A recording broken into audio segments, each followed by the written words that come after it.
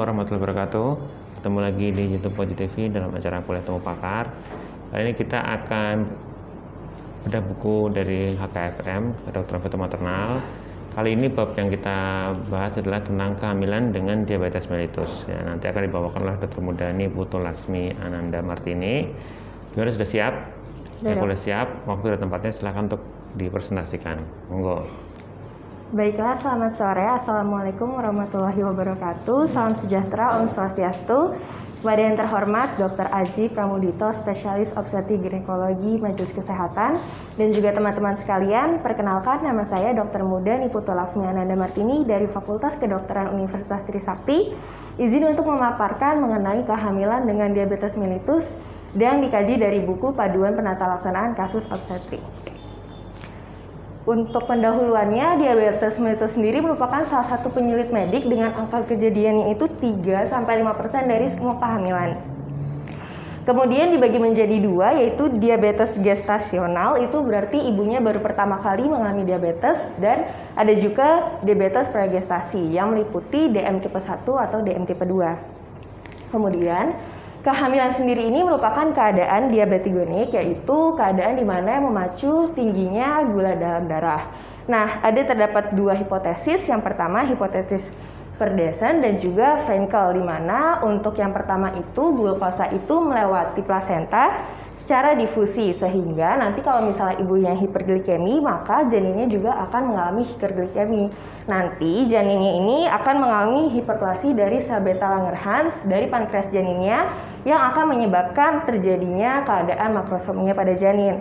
Untuk hipotesis yang kedua ini, hiperglikemia perikonsepsi, itu berarti yang pada awal kehamilan dia sudah mengalami diabetes, maka nantinya akan mengalami kelainan jual pada janin, dan apabila pada trimester akhir nantinya akan menyebabkan makrosomia.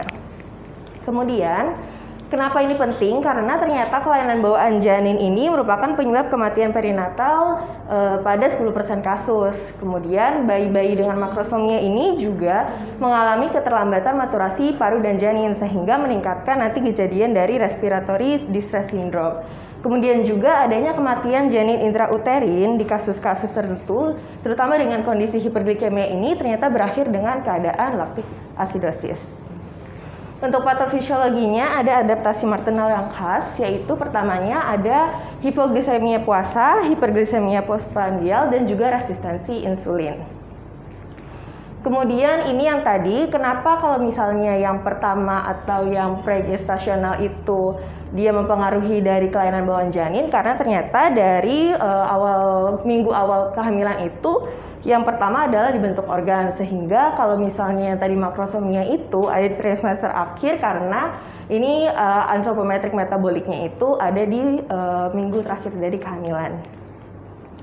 Ini juga dari patofisiologinya, di mana kalau misalnya pada trimester 3 ini ternyata akan menyebabkan terhambatnya sintesa surfaktan.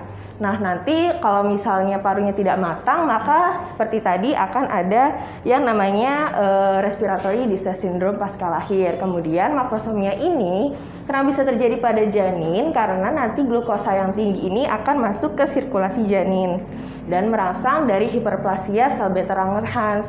Nah, untuk sel beta ini nanti akan memproduksi insulin, sehingga nanti ini akan menyebabkan keadaan makrosomia. Nah, untuk pastofisiologia ini ada juga kalau misalnya pada ibu hamil itu bakal ada perubahan hormon, sehingga nanti itu ada yang namanya keadaan diabetogenik yang nantinya itu akan menyebabkan adanya glucose tolerance, kemudian insulin resisten, dan juga lainnya. Nah, di sini ada penyulit jangka panjang dari diabetes mellitus gestasional, di mana dari mekanisme fetal programming ini akan menyatakan bahwa ancamannya itu nanti adaptasinya itu akan terbawa ke seumur hidup janinnya itu, makanya ini sangat bahaya. Kemudian juga bayi-bayi yang mengalami IUGR ini akan berkembang menjadi nantinya kalau udah tua seperti DM atau gangguan jantung dan juga penyakit kardiovaskuler yang lainnya. Sehingga bahaya juga pada tadi bayi yang makrosomia karena nanti akan menjadi DM dan obesitas. Nah, untuk yang pertama dibahas ini ada diabetes mellitus pragestasi. Berarti ibunya ini sudah mengalami diabetes sebelum dari masa kehamilannya, bisa diabetes 1, DM tipe 1 atau DM tipe 2. Nah, kemudian untuk diagnosisnya, berarti tadi kita sudah mendapatkan riwayat dari ibunya dan ada risiko yang lebih tinggi lagi kalau misalnya ternyata ibunya ini sudah mengalami adanya vaskulopati seperti retinopati, nefropati, atau hipertensi. Kemudian regulasi glukosanya juga jelek atau kontrol glukosanya jelek, dan prognosisnya ini akan menjadi lebih jelek lagi apabila nanti ada ketoasidosis. Kemudian ibunya juga ada hipertensi dalam kehamilan dan perawatan antenatalnya yang jelek.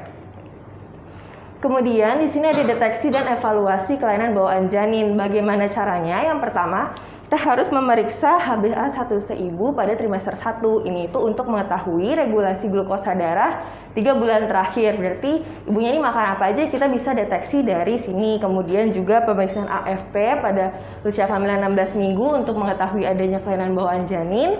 Kemudian dilakukan juga USG pada usia kehamilan 13-14 minggu untuk mendeteksi anencefalus, dan juga USG pada usia kehamilan 18-20 minggu untuk pemeriksaan struktur jantung janin, termasuk juga pembuluh darah besar untuk mendeteksi kemungkinan kelainan jantung bawaan. Nah, untuk perawatan antenatal, ini ada kadar glukosa yang diharapkan selama kehamilan, dengan rata-rata itu yang diharapkan 100 mg per desiliter. Jadi nanti bisa dimonitoring dari kadar glukosa harian, baik puasa, sebelum makan siang, makan malam, ataupun sebelum menjelang tidur. Nah, nanti juga yang paling bagus itu pemeriksaan kadar dari HbA1c tadi. Kemudian bagaimana perawatannya? Berarti kita dapat berikan terapi insulin, yaitu multiple insulin injection, continuous subcutaneous infusion atau insulin pump, dan juga insulin regularis pro yang diberikan secara continuous basal rate dan bolus pada pasien dengan kepatuhan yang tinggi. Kemudian untuk perawatan antenatal yang dilanjutkan juga ini rencananya adalah 3 kali makan dan 3 kali snack dengan kalori itu 30-35, dan untuk komposisinya seperti karbohidrat 40-50%, kemudian protein 20%, serta lemaknya itu 30-40%, dan diharapkan pertambahan berat badan ibu itu 10-11 kg. Untuk perawatan antenatal sendiri juga untuk pedoman penggunaan insulin dan asupan karbohidratnya, di sini 1 unit rapid insulin akan menurunkan glukosa darah 30 mg per desiliter, di mana 10 gram karbohidrat ini akan meningkat kalau glukosa darahnya ini 30 akan meningkatkan glukosa darah 30 mg per desiliter. Jadi 1 unit rapid insulin ini dapat menurunkan dari karbohidrat sebanyak 10, kalau misalnya kita makan 10 gram karbohidrat. Kemudian untuk pemantauan janinnya dapat dilakukan profil biofisik janin, pemeriksaan USG untuk memantau pertumbuhan janin, dan juga amniosintesis. Ini juga bila diperlukan untuk memperkirakan maturasi paru janin bila direncanakan untuk sesio elektif sebelum usia kehamilan 39 minggu. Nah, untuk rencana persalinannya ada yang risiko rendah dan juga risiko tinggi, di mana untuk risiko rendahnya ini apabila regulasinya baik, kemudian tidak ada vaskulopati, pertumbuhan janinnya juga normal, kemudian sejahtera. Dan untuk yang regulasinya jelek ini akan masuk ke risiko yang tinggi, ada juga komplikasi vaskulopati atau pertumbuhan janin yang abnormal. Nah, untuk risiko rendahnya nanti dapat diperbolehkan sampai usia kehamilan 40 minggu. Sedangkan yang usia risiko tinggi pertimbangkan untuk determinasi kehamilan pada usia kehamilan 38 minggu. Kemudian untuk rencana persalinan yang risiko rendah ini diperbolehkan melahirkan ekspektatif spontan per vaginam sampai dengan usia kehamilan aterem. Nah, untuk yang risiko tinggi direncanakan terminasi tadi, dengan syarat juga untuk pemberian kortikosteroid sebagai pematangan paru janinnya. Kemudian bayi yang makrosomia atau berat badannya itu lebih dari 4.500 gram dapat dipertimbangkan untuk SC elektif.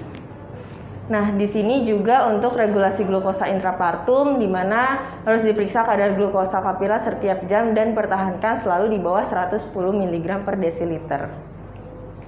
Nah, apa yang kontrasepsi pada DM pragestasi yang dapat diberikan? Sini dapat diberikan pil KB kombinasi, pil KB dosis rendah pada pasien tanpa vaskulopati, dan jangan diberikan pada perokok dan juga yang memiliki riwayat hipertensi. Kemudian pil progesteron diperbolehkan pada pasien dengan vaskulopati, AKDR juga tidak berpengaruh terhadap kontrol glukosa maupun vaskulopati. Sterilisasi justru dianjurkan pada pasien dengan vaskulopati yang berat. Yang kedua dibahas adalah diabetes mellitus gestasi. Nah, di sini berarti gangguan toleransi karbohidratnya itu ditemukan pertama kali saat kehamilan. Namun kita harus menyingkirkan juga kemungkinan bahwa adanya gangguan toleransi glukosa yang terjadi sebelum kehamilan.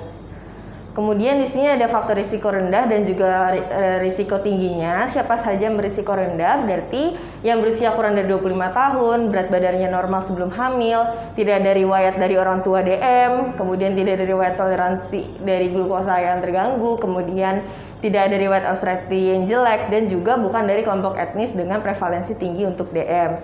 Untuk siapa yang risiko tinggi berarti dengan ibu hamil dengan usia lebih dari 30 tahun, obesitas, ada PCOS, kemudian kehamilan yang lalu dengan intoleransi glukosa juga, atau ada riwayat bayi besar, kehamilan bayi besar, kemudian riwayat kematian janin dalam rahim tidak diketahui sebabnya, atau keluarga ada dengan DM tipe 2, kemudian juga dari kelompok etnis seperti Hispanik, kemudian Afrikan, kemudian Native American, dan juga Southeast Asian.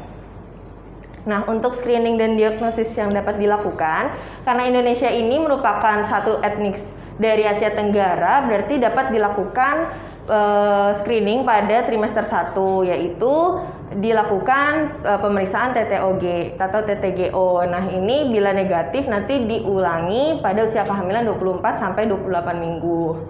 Kemudian akan dikatakan DM positif apabila hasil glukosa puasanya 126 mg per desiliter dan 2 jamnya itu 200. Kemudian untuk penyulit ibunya, DM ini ternyata nantinya bisa menetap sampai ibunya setelah persalinan. Kemudian juga dapat terjadi preeklamsi dan juga polihidramnion. Untuk janin dan neonatusnya nanti akan dapat terjadi makrosomia dan trauma persalinan, hipoglikemi, hipokalsemi, hiperbilirubinemia neonatal. Kemudian tadi jangka panjang kelainan jangka panjang juga seperti DM, kardiovaskuler, obesitas, dan lain-lain. Kemudian untuk perawatan antenatalnya yang dapat dilakukan adalah kunjungan setiap 2 minggu sampai dengan usia kehamilan 36 minggu. Kemudian 1 minggu sekali sampai dengan aterem. Ini kalau misalnya memang kadar glukosa darahnya ini terkendali dengan baik. Nah, untuk target glukosa darahnya itu berarti harus senormal mungkin, yaitu 100 mg per desiliter, dan untuk 2 jam postprandialnya 140 mg per desiliter yang dapat dicapai dengan diet, olahraga, dan juga pemberian insulin. Kemudian untuk obat anti diabetes ini tidak dianjurkan karena dapat menembus barrier plasenta yang dikhawatirkan efek teratogenik dan lebih merangsang sel beta Langerhans pada janin untuk berhiperplasi. Kemudian untuk penyulitnya, untuk ibunya ini tadi sudah dikatakan juga. Kemudian untuk perawatan selama kehamilannya, kadar glukosa yang terkendali dengan diet saja, itu kalau misalnya gula darahnya normal, maka nanti ibunya ini dapat melahirkan sampai usia aterem.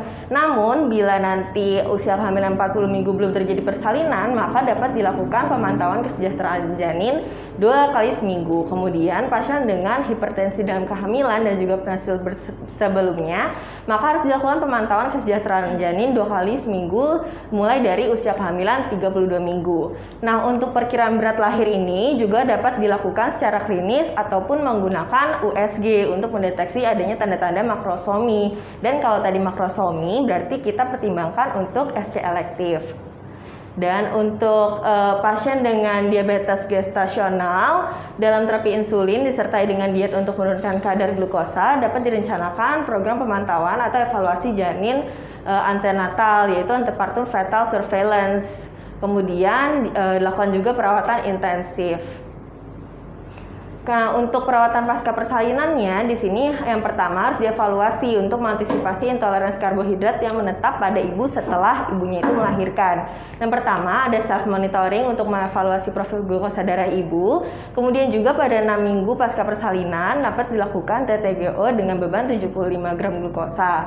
Kemudian juga kalau misalnya TTGO-nya ternyata kadarnya normal, berarti kita dapat evaluasi lagi setelah 3 tahun dengan kadar glukosa puasa yang dites. Kemudian dianjurkan juga untuk ibunya ini tetap berolahraga secara teratur untuk menjaga berat badannya. Kemudian untuk kontrasepsi oral dosis rendahnya ini atau low dose pills ini dilaporkan tidak pernah berpengaruh terhadap kejadian intoleransi karbohidrat. Dan untuk recurrent risk-nya itu dari diabetes mellitus gestasional itu sekitar 60%. Dan ini untuk kadar glukosa plasma pada 6 minggu pasca persalinan.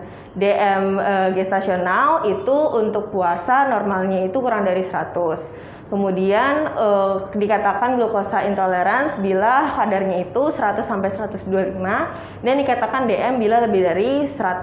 Kemudian untuk yang 2 jam postprandial maka normalnya itu kurang dari 140, dikatakan glukosa intolerance bila 140 sampai 199 dan dapat dikatakan DM bila lebih dari 140. Sekian presentasi dari saya, kurang lebihnya mohon maaf. Terima kasih banyak. Tepuk tangan dulu. Ya, jadi tadi kita sudah belajar tentang diabetes pada kehamilan ya. Diabetes pada kehamilan ada berbagai macam.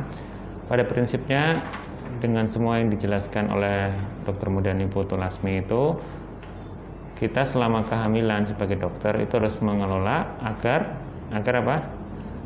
Kadar gula darahnya terkontrol. Dan kalau memang pada saat datang sudah posisi diabetes mellitus, maka yang harus diperhatikan adalah keadaan postpartumnya pada janin, pada bayinya. Karena bayi-bayi pada diabetes tadi terjadi apa? Makrosomia. Dan kalau sudah lahir terjadi apa? Hipoglikemi pada bayi, betul kan?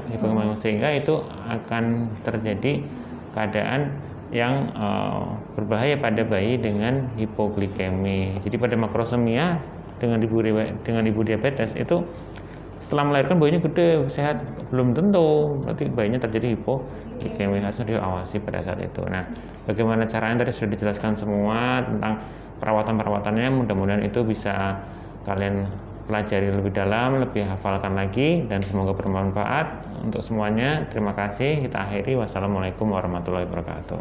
Ya, halo.